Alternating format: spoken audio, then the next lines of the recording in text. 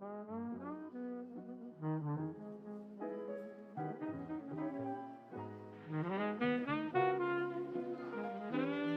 want to propose an argument that's more broad, not just exclusive to CS:GO and Rainbow. Personally, I find that weapon-based shooters are just overall better than character-based shooters. And what I mean by that is there are shooters that have you pick characters like Paladins, Overwatch, Rainbow, and there are games that have you pick the weapons instead, and the character skin does not matter. Say, I'm mainly thinking Splatoon, which is my favorite shooter, but you can go like Call of Duty and all of these guys that allow your build to be more important than your looks. Picking a character. Right? And the reason I find the weapons better is because it allows you to actually build your preferences properly instead of finding the best version that a developer thought you'd like and then go from there, right? You want to play the game your way, not the developer's way. Yeah, and I want to hear your guys' takes, like from your experience, all of you playing shooters. What do you think is the better style? It's such a broad concept to think about it that way, to be honest. I would have looked at it from like maybe a hero-based shooter and a class-based shooter, or other shooters. That's how I would have looked at it, to be honest. What would the difference be? Basically, as you can see, hero-based shooters mostly have abilities that are rechargeable, bigger hitboxes, and higher HP pools, less time to kill, more time to kill, and healing and all that shenanigans. That's how hero-based shooters go on their way. But if you remember Team Fortress 2, it's a class-based shooter. But you pick characters. And it plays no way like the hero-based shooters. It's a classic shooter. Yeah. So maybe you could compare hero shooters to normal shooters. That's how. Okay, fair enough. Okay, based on that, what would you guys say is the better way of going about shooters? Because shooters is they're suffering a period of stagnation, and I don't think Valorant helped that very much, right? There's no real change in the status quo. I played both genres. You said about the hero thing and the gun-based shooters. I played Call of Duty. I played let's say PUBG, Player and No Battleground. It's just gun-based games, and I like that. Who aims better win the fight. That's what this game about. But when you go Overwatch, Paladins, Valorant, if your aim is not that good, you can loop around that with your abilities, and this is what I like about these games, because I'm not that very good at aiming. Sometimes I miss every obvious shots, so I can use abilities to escape, to protect myself, or kill the enemy I missed the shot with. Let's say I missed a shot with my gun, I can throw a bomb real quick and kill him. You know what I mean, or something. So I prefer these kind of games for me. That's my opinion. Which is why I have no problem with you. I'm 100% okay with that. Yeah, and I'm okay with other games too. I played Call of Duty and I had so much fun. I played it so much and I had so much fun with it. With the multiplayer and the Warzone thing. It's so much fun, and you can learn you can improve your aiming with these games. I mean, when I played Call of Duty, it's just an aim based. When you go to other games, my aim was so good, I win fights without using my abilities. Sometimes I go full round in Valorant without using any ability, and I kill like three or five people. Probably the only ability I used in Valorant is smoke. Yeah, that's it. It's like most special thing. Yeah, because you came from like CS:GO and you have nothing to use, just smokes and flashbangs. When you come to Valorant, you're not used to using these abilities. But when you play games, you will use this ability. You know how useful they are to use them, because your opponents are using these abilities. You have to use them to win. Exactly. I hear you, Horia. This is one of my points that I made actually. It's like you're so slow in the game, you can't even do anything other than entering with a smoke or ability or a flash or something. You can't do fun tactics or anything.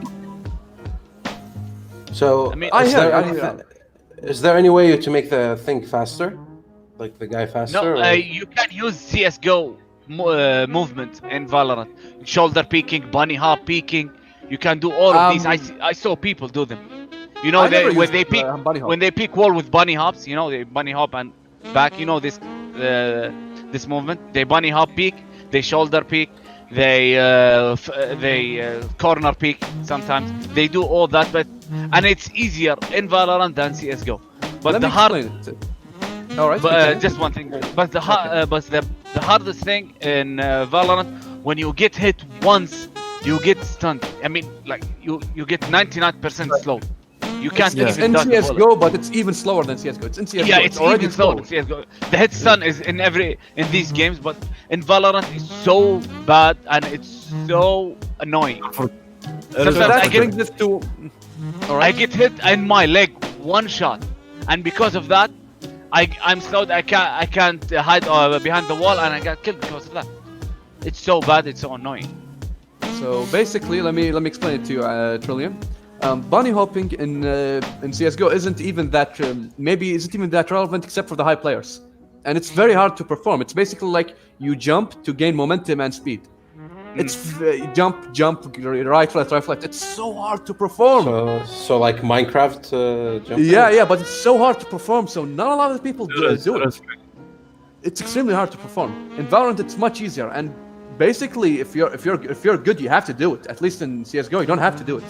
If you're good, it's not even it's relevant, but you don't have to do it. In Valorant, because the movement system is so restrictive and encourages camping and doing just throwing abilities and entering the site, something like that. You have to use these unorthodox tactics, so to speak. I hate it. I hate it truly. Like the way that you enter sites in Valorant.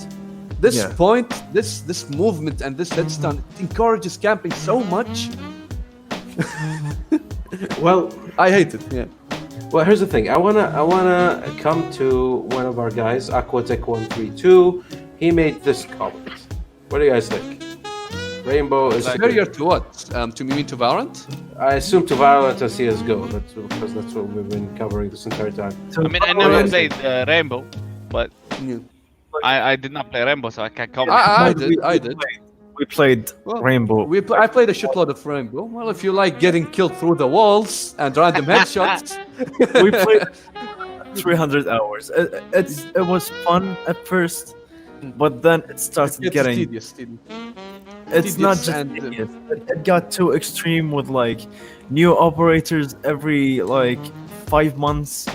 Then you try to like wait for this operator to get balanced, and then one operator gets nerfed to shit, and then you're trying to like figure out the fucking like the stats every 3 months and stuff. You suffer from updates, and you're basically trying to get used to trying to get used to the game every single month. Update. And it's just it's bullshit sometimes.